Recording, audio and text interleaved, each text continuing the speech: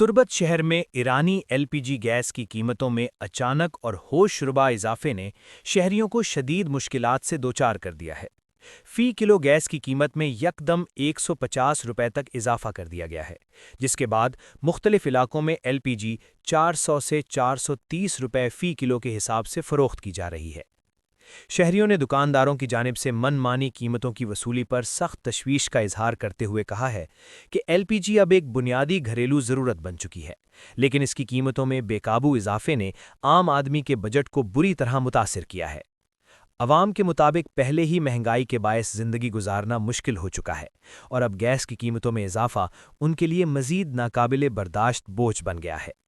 जबकि ज़िलई इंतज़ामिया की जानिब से ताहाल एलपीजी गैस का कोई सरकारी नरखनामा जारी नहीं किया गया, जिसके बायस मुनाफाखोर अनासिर खुलकर शहरियों का इस्तेहसाल कर रहे हैं।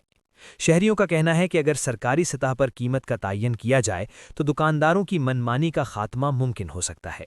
ताज़ा तरीन खबरों और तबसरों के लिए voice of Makran YouTube channel, Facebook page और व्हाट्सएप चैनल को फॉलो और सब्सक्राइब कीजिए।